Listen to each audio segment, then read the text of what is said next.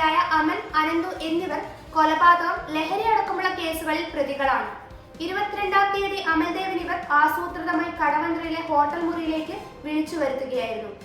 അതിനുശേഷം ഭിന്നശേഷിക്കാരനായ അമലിനോട് ഈ സ്വപ്നയുമായി ലൈംഗിക ബന്ധത്തിൽ ഏർപ്പെടാൻ വേണ്ടി നിർബന്ധിക്കുകയും അത് വിസമ്മതിച്ചതിനെ തുടർന്ന് ക്രൂരമർദ്ദനത്തിന് ഇരയാക്കിയത്. കഴുത്തിലും മുതുകിലുമൊക്കെ ചവിട്ടി പലതരത്തിലുള്ള മർദ്ദനത്തിന് ഇരയാക്കി. അമൽദേവിന്റെ വാരിയലടക്കം പൊട്ടുകയും ഗുരുതരമായി പരിക്കേറ്റ് ആശുപത്രിയിൽ പ്രവേശിപ്പിച്ചു. 1-ാം പ്രതി സ്വപ്നയുടെ പങ്കിൽ കൂടുതൽ അന്വേഷണം നടത്താനും പോലീസ് തീരുമാനിച്ചു. സ്വപ്ന ഉൾപ്പെടെ സംഘം നേരത്തെയും സമാന കുറ്റകൃത്യത്തിൽ ഏർപ്പെട്ടിട്ടുണ്ടെന്നാണ് സംശയം.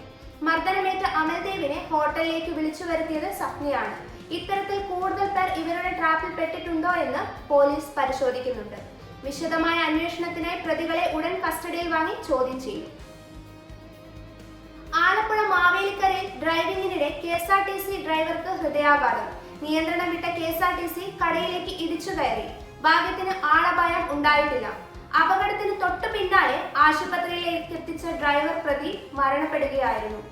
രാവിലെ 9 മണിയോടെയായിരുന്നു അപകടം ഉണ്ടായത്. ബസ് മതിലിൽ ഇടിച്ചു കയറിയെങ്കിലും യാത്രക്കാർക്കാർക്കും പരിക്കുണ്ടായിരുന്നില്ല എന്നതാണ് ആശ്വാസകരമായ കാര്യം. വേദന തുടങ്ങിയപ്പോൾ തന്നെ ബ്രേക്ക് പിടിച്ച് വാഹനത്തിന്റെ വേഗത പരമാവധി കുറയ്ക്കാൻ ഡ്രൈവർ ശ്രമിച്ചിരുന്നു എന്ന് ബസ്സിലുള്ളവർ പറയുന്നു.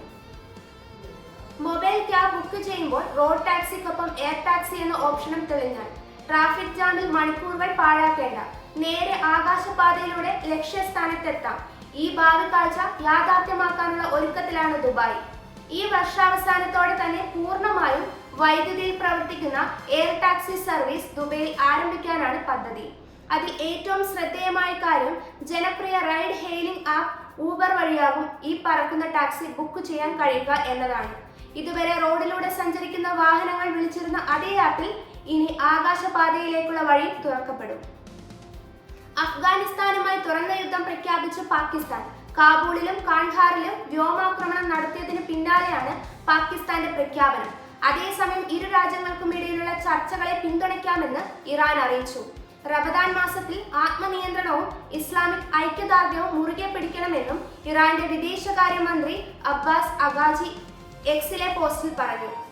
ഈ ആഴ്ച അതിർത്തിയിൽ പാക് സേന നടത്തിയ ആക്രമണത്തിന് അഫ്ഗാൻ സേന തിരിച്ചടിച്ചതിന് പിന്നാലെയായിരുന്നു കാബൂളിനും കാണ്ഡഹാറിനും നേർക്കൊണ്ടായ ആക്രമണം. ക്ഷമ നശിച്ചെന്നും തുറന്ന യുദ്ധത്തിലേക്ക് പോവുകയാണെന്നുമായിരുന്നു പ്രതിരോധ മന്ത്രി ഖ്യാജ ആസിഫ് പറഞ്ഞത്. 2020 ലോകകപ്പിൽ ഇന്ത്യയുടെ പ്ലേയിങ് 11ലേക്ക് തിരിച്ചെത്തിയ സഞ്ജു സാംസൺ സിംബാബ്വെക്കെതിരെ മികച്ച തുടക്കമാണ് ടീമിന് നൽകിയത്. ഇന്നിംഗ്സിന്റെ 2-ാം പന്തിൽ തന്നെ സിക്സർ പായിച്ചു തുടങ്ങിയ സഞ്ജു 13 റൺസാണ് 1-ാം ഓവറിൽ അടിച്ചെടുത്തത്. 2-ാം ഓവറിലും സിക്സർ പായിച്ച് സഞ്ജു കളം നിറഞ്ഞു. 2 സിക്സറുകളും 1 ഫോറുമാണ് സഞ്ജുവിന്റെ ബാറ്റിംഗിൽ നിന്നും പിറന്നത്. കരുതലോടെ തുടങ്ങിയ അഭിഷേക് ശർമ്മയുടെ സമ്മർദ്ദം കുറയ്ക്കാനും സഞ്ജുവിന്റെ ബാറ്റിംഗിനായി. ഇതുപോലുള്ള ന്യൂസ് അപ്ഡേറ്റുകൾക്കായി വിപ്ര ന്യൂസ് സബ്സ്ക്രൈബ് ചെയ്യുക.